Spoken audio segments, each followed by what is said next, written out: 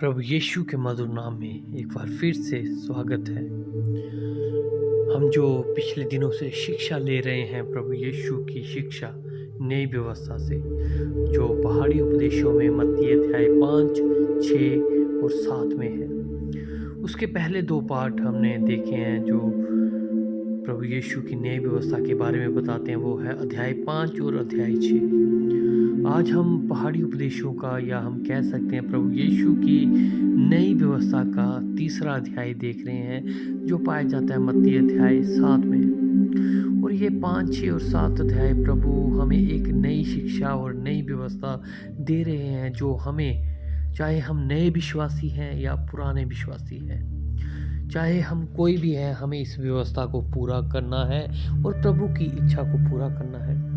क्योंकि ये नई व्यवस्था अगर हम पूरा करते हैं, परमेश्वर की इच्छा को अगर हम पूरा करते हैं, तभी हम स्वर्ग राज्य तक पहुंच सकते हैं। अगर हम परमेश्वर की इच्छा को और इस नई व्यवस्था को नहीं मानते, तो हम भारी दंड के योग्य ठहरते हैं।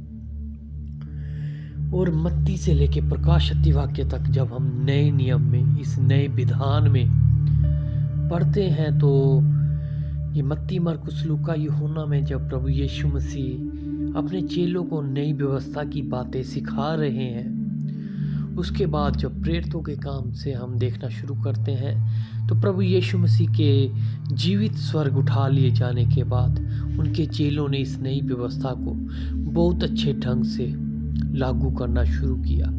और वो सारे तरीके और सारे एक्सपीरियंस जो उन्होंने किए और सारे वो फल जो वो लेके आए, वो हम प्रेरितों के काम से आगे पढ़ना शुरू करते हैं। और हमें भी बताया गया है कि हमें अपना आत्मिक जीवन, अपना सांसारिक जीवन कैसे व्यतीत करना है। ये नई व्यवस्था हमें हर एक चीज़ के बारे में सिखाती है। और जैसा हमने शुरू में देखा था, हमारा परमेश्वर चाहता है कि हम सिद्ध बने जैसे वो सिद्ध है, ताकि हम स्वर्ग राज्य तक पहुंच सकें। परमेश्वर के नियम और ये व्यवस्था ही आने वाले समय में स्वर्ग के राज्य के लिए हमारे भविष्य को निर्धारित करती है। जैसा कि हम पढ़ते हैं मत्ती अध्याय 7 उसके 21 से लेके 23 तक, वहाँ पर बहुत ही भारी वचन है इस व्यवस्था को पूरा करने वालों के लिए, और जो परमेश्वर के होते हुए भी वो प्रभु की व्यवस्था को पूरा नहीं करते, उनके बारे में मैं आपके लिए पढ़ना चाहता हूँ। जो मुझसे हे प्रभु कहता है, उनमें से हर एक स्वर्ग के राज्य में प्रवेश ना करेगा, परंतु वही जो मेरे स्वर्गीय पिता की इच्छा पर चलता है। उस दिन बहुत से लोग मुझसे कहेंगे, हे प्रभु, क्या हमने तेरे नाम से भविष्यवाणियां नहीं की, और तेरे नाम से दुष्ट आत्माओं को नहीं निकाला, और तेरे नाम से बहुत से आश्चर्य कर्म नहीं किए? तब मैं उनसे खुलकर कह दूंगा, मैंने तुमको कभी नहीं जाना। हे कुकर्म करने वालों, मेरे पास से चले जाओ। यहाँ पर हम साफ देख रहे हैं, परमेश्वर के नियम ना मानना, परमेश्वर की इच्छा पूरी ना करके अपने तरीकों के अनुसार चलना, ये प्रभु यीशु मसीह बता रहे हैं कुकर्म है, ये बहुत बड़ा पाप है।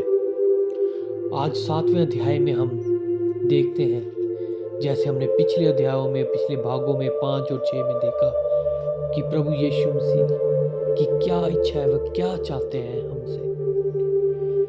और अगर हम प्रभु यीशु मसीह की इच्छा के अनुसार चलते हैं, उनकी आज्ञाओं के अनुसार चलते हैं, तो सच में स्वर्ग के राज्य में परमेश्वर हमें कुकर्म करने वालों की नाई बाहर नहीं निकालेंगे, वो हमें स्वर्ग के राज्य के अंदर लेंगे।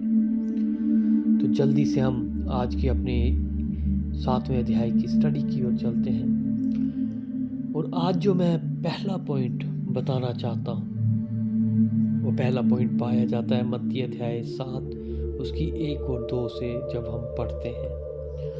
तो इसमें बताया गया है कि प्रभु यीशु मसीह चाहते हैं कि हम दूसरों पर दोष लगाने वाले ना बने, हम दूसरों पर दोष लगाने वाले ना हो। चलिए पढ़ते हैं। दोष मत लगाओ कि तुम पर भी दोष ना लगाया जाए, क्योंकि जिस प्रकार से तुम दोष लगाते हो, उसी प्रकार तुम पर भी दोष लगाया जाएगा। और जिस नाप से तुम नापते हो उसी नाप से तुम्हारे लिए भी नापा जाएगा। यहाँ पर प्रभु यीशु मसीह साफ बता रहे हैं, जैसा हम दूसरों के लिए करेंगे वैसा ही हमारे लिए किया जाएगा। प्रभु यीशु मसीह की इच्छा है कि उसके जो लोग हैं, विश्वासी हैं, वो दूसरों पर दोष लगाने वाले ना बने। आज हम देखते हैं कि हम कलीसियाओं में हम क्या कर रहे हैं, पास्टर्स लोग आपस में क्या कर रहे हैं। वो एक दूसरे के ऊपर दोषारोपण जो है वो लगा रहे हैं, एक दूसरे को बुरा भला कह रहे हैं। लेकिन हम भूल जाते हैं कि प्रभु यीशु मसीह ने नई व्यवस्था में ये हमें आज्ञा दी है, और प्रभु यीशु मसीह चाहते हैं कि हम दूसरों पर दोष लगाने वाले ना हों। और ये मेरी इच्छा नहीं है, केवल प्रभु यीशु मसीह की इच्छा है। ये आप यहाँ पे साफ पढ़ सकते हैं। अगर हम दूसरों पे दोष लगाते हैं तो हम भी किसी रीति से छोड़े ना जाएंगे। उस दिन जब न्याय का दिन होगा, परमेश्वर भी हम पे दोष लगा के हमको स्वर्ग के राज्य से बाहर निकालेंगे। आज हमारा निर्णय होना चाहिए कि हमने क्या करना है, इस व्यवस्था को मानना है या इस व्यवस्था का निरादर करना है और कुकर्मी कहलाना है। और जैसा हमने मत्ती अध्याय 7, 21, 22, 23 में पहले ही पढ़ लिया है कि उस दिन बहुत कहेंगे, प्रभु प्रभु हमने ये कर दिया, हमने वो कर दिया, हमने दुष्ट आत्मा ही निकाल दी। तो उस दिन प्रभु कहेंगे, क्या तुमने मेरी आज्ञाओं को पूरा किया? ये नई व्यवस्था जो है, प्रभु यीशु मसीह के नियम है, उनको मानना ही प्रभु की इच्छा को पूरा करना है। जल्दी से हम अपने दूसरे पॉइंट की ओर बढ़ते हैं, जो मत्ती अध्याय 7 उसके 3 और 5 में है। उसमें परमेश्वर हमसे चाहते हैं कि हम केवल अपने ही जीवन को परखें और सही करें। परमेश्वर हमसे ये चाहते हैं। हम पढ़ते हैं यहाँ पे 3 से लेके 5 तक। तू क्यों अपने भाई की आंख के तिनके को देखता है और अपनी आंख का लट्ठा तुझे नहीं सूझता? जब तेरी ही आंख में लट्ठा है तो तू अपने भाई से कैसे कह सकता है, ला मैं तेरी आंख के तिनका निकाल दूं? हे कपटी, पहले अपनी आंख में से लट्ठा निकाल ले, तब तू अपने भाई की आंख का तिनका भली भांति देखकर निकाल सकेगा। यहाँ पर प्रभु सही एकदम सटीक भाषा में बात कर रहे हैं हमसे। वो कह रहे हैं कि भाई हम अपने जीवन को परखें, हम अपने जीवन को सही करें। हम दूसरों के जीवन को सही करने से पहले अधिकांश हमारे विश्वासी और हमारे जो मसीही लोग हैं, वो अपने जीवन से ज़्यादा दूसरों के जीवन पर ज़्यादा नज़र रखते हैं कि वो भाई वो बहन ऐसे बोलता है, ऐसे करता है, उसने ये किया, उसने वो किया, लेकिन खुद वो अपने जीवन को नहीं परखते। और ये प्रभु की इच्छा के खिलाफ है। इन बातों के ऊपर मैं ज़्यादा ब्रीफ में नहीं बोलना चाहता, सिर्फ मैं इतना बताना चाहता हूँ कि परमेश्वर चाहते हैं, प्रभु यीशु मसीह चाहते हैं, हम केवल अपने जीवन को परखें और सही करें, ना कि दूसरों के। जल्दी से हम तीसरे पॉइंट की ओर बढ़ते हैं, जो मत्ती अध्याय 7 उसकी 6 आयत में है। प्रभु यीशु मसीह चाहते हैं हम वचन सही जगह ही और सही व्यक्ति को ही बताएं, ताकि वचन का अनादर ना हो। कई बार हम ऐसे लोगों के बीच में वचन का प्रचार करते हैं, बार बार हम लोगों को वचन के बारे में बताते हैं, जहाँ पर बार बार परमेश्वर के वचन का अनादर होता है। और परमेश्वर का वचन बताता है ना वो सही जगह है और ना वो सही व्यक्ति है।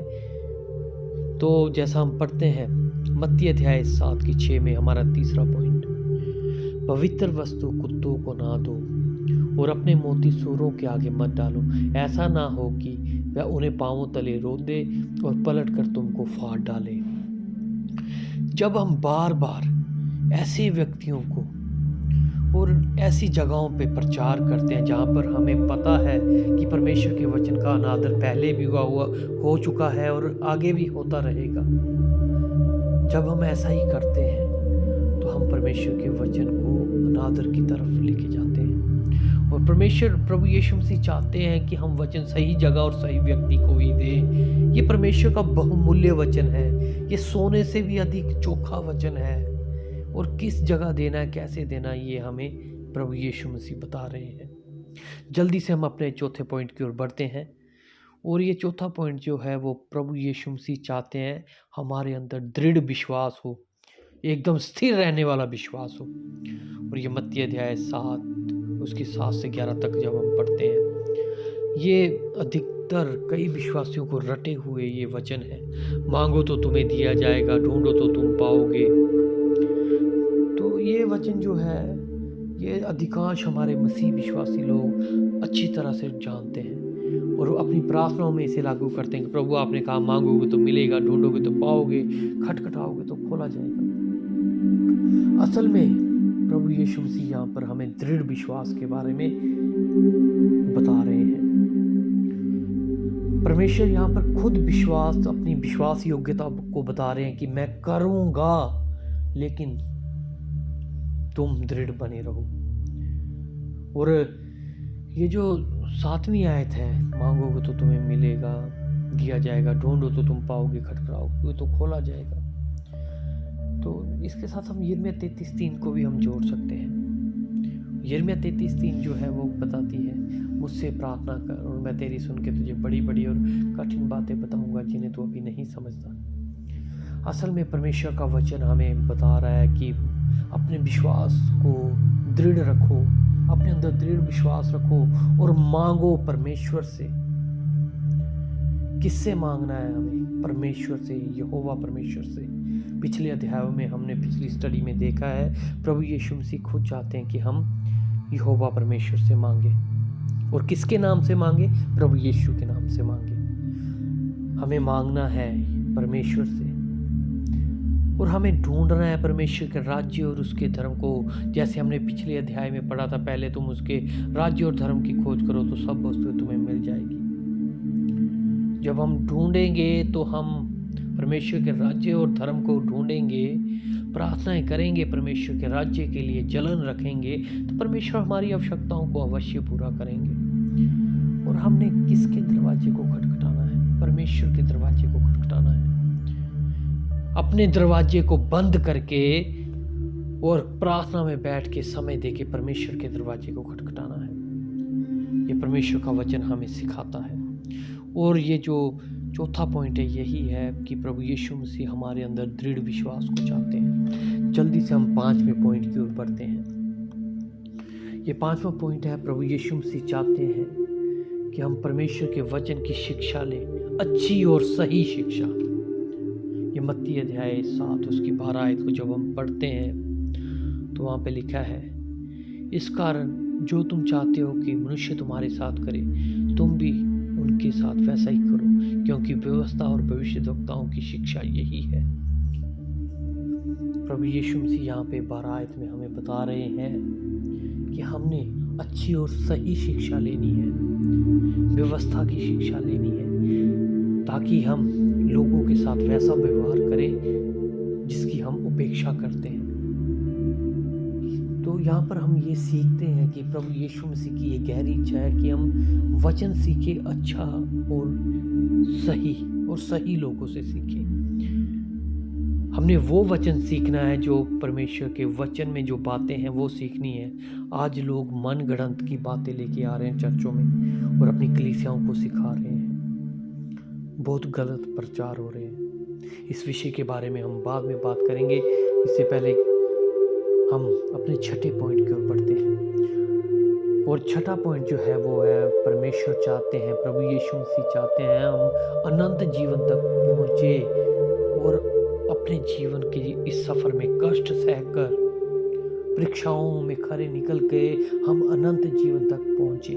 ये मत्ती अध्याय 7 उसकी 13-14 आयत जब हम पढ़ते हैं, सकेत फाटक से प्रवेश करो, क्योंकि चौड़ा वह फाटक जो सरल है, वह मार्ग जो विनाश को पहुंचाता है, और बहुत से हैं जो उसमें प्रवेश करते हैं। क्योंकि सकेत है वह फाटक और कठिन है वह मार्ग जो जीवन को पहुंचाता है, और थोड़े हैं जो उससे पाते हैं। परमेश्वर की ये दृढ़ इच्छा है कि हम अनंत जीवन तक पहुंचे। चाहे हमारे जीवन में कष्ट आए, तंगियां आए, हम स्थिर रह के दृढ़ विश्वास के साथ आगे बढ़ते रहें। और जो चौड़ा फाटक है वो विनाश को लेके जा रहा है, और लोग जो है शॉर्टकट अपना रहे हैं। वो सोचते हैं कि शॉर्टकट अपना के वो स्वर्ग राज्य में पहुंचेंगे, लेकिन ऐसा नहीं है।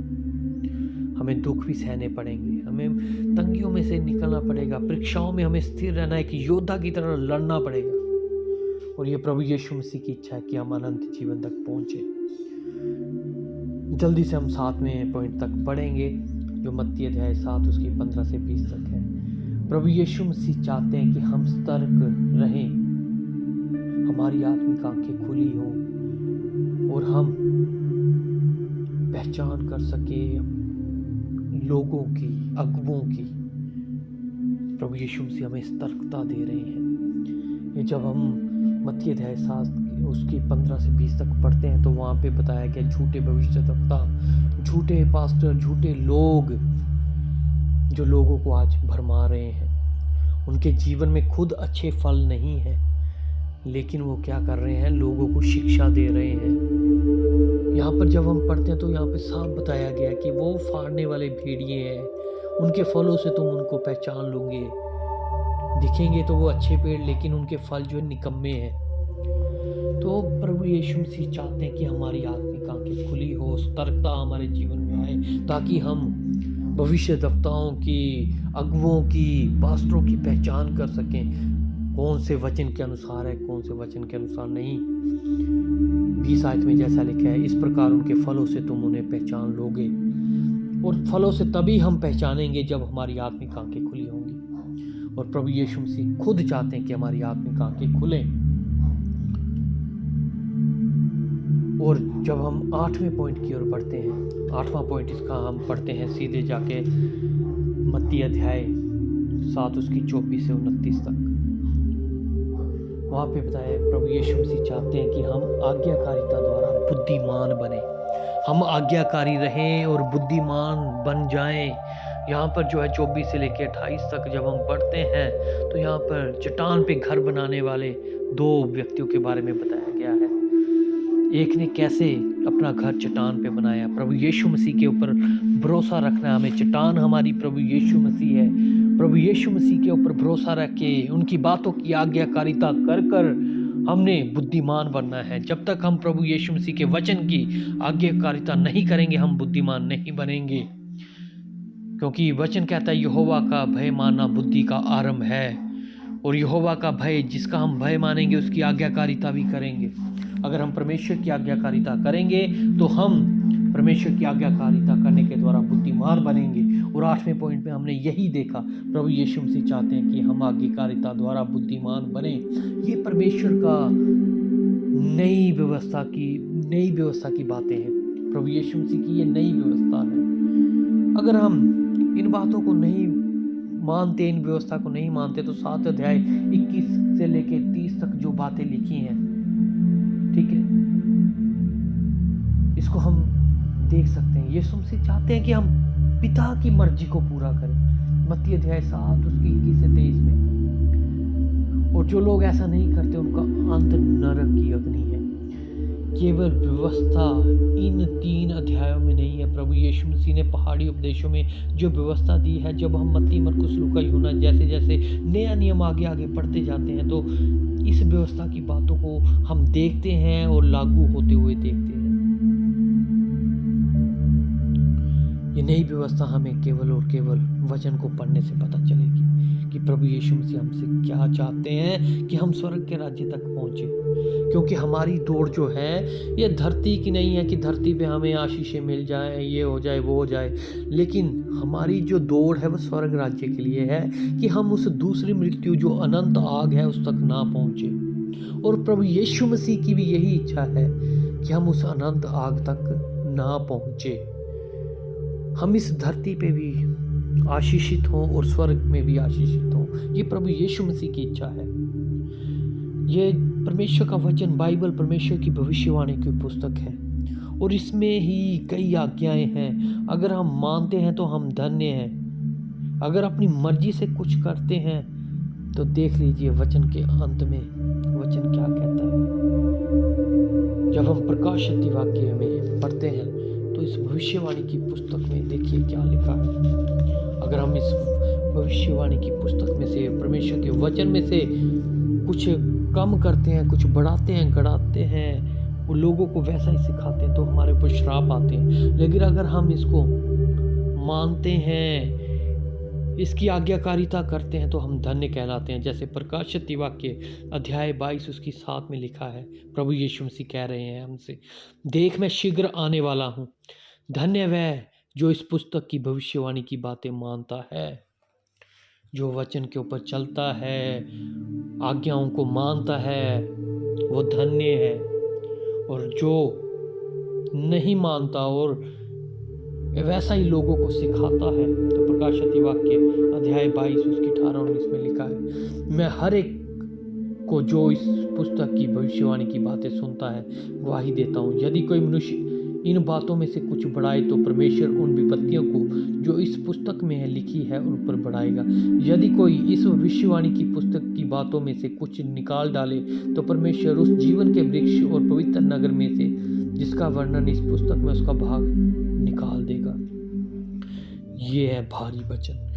आज कई पास्टर जो हैं बाइबल से बाहर अपने प्रकाशनों को लोगों के ऊपर मढ़ रहे हैं और वैसा ही सिखा रहे हैं, लेकिन जो प्रभु यीशु मसीह की आज्ञाएं और बातें हैं वो नहीं सिखाई जा रही। इसीलिए मत्ती अध्याय 7:21 से लेकर 23 तक बताया, जो मुझसे हे प्रभु कहते हैं उनमें से कोई भी, उस दिन बहुतेरे पास्टर होंगे लाइन में, बहुतेरे लोग होंगे, प्रभु जी मैंने तो दुष्ट आत्माओं को निकाला दाड़ करके, मैंने तो इतनी भविष्यवाणियाँ की, उसका वीज़ा लग गया, उसका ये हो गया, फलाना हो गया, बच्चे पैदा हो गए। तो प्रभु यीशु मसीह उस दिन कह देंगे, हे कुकर्म करने वालों निकल जाओ, मैं तुम्हें नहीं जानता, तुमने कितनी क्या आज्ञाकारिता की, तुमने क्या क्या वचन में से निकाला, क्या क्या सिखाया। उस दिन प्रभु यीशु मसीह बातें करेंगे। तो आज हमारे पास समय है, हम अपने आप को परखें। इस भविष्यवाणी की पुस्तक के आशीषें हमें चाहिए या श्राप चाहिए, हमें स्वर्ग का राज्य चाहिए या हमें अनंत मृत्यु चाहिए। तो अवश्य है इन पहाड़ी उपदेशों को हम अच्छी तरह से पढ़ें। मत्ती अध्याय 5, 6, 7 और मत्ती, मरकुस, लूका, यूहन्ना को बार बार पढ़ें और प्रभु यीशु मसीह की आज्ञाओं को पढ़ें जो उन्होंने हमें दी हैं। और उसके बाद हम नए नियम को पढ़ें और देखें चेलों ने कैसे लागू किया सब बातों को, और वैसे ही हम अपने जीवन को बनाएं और इन बातों को लागू करें, तो परमेश्वर की आशीषें हमारे ऊपर उतरेंगी। आपने इन अध्यायों को सुना, इन प्रचारों को सुना, इसके लिए आपका धन्यवाद। कृपया इस चैनल से जुड़े रहें, परमेश्वर के वचन से जुड़े रहें। हमें ये नहीं है कि हमारे कितने सब्सक्राइबर हैं, हम कितना क्या कर रहे हैं, मेरा सिर्फ मेन मकसद यही है कि परमेश्वर का वचन जो है लोगों के कानों तक पहुँचे और परमेश्वर के राज्य की तैयारी में हम योगदान दें। परमेश्वर इन वचनों के द्वारा मुझे और आप सबको आशीष दे। धन्यवाद। आमीन।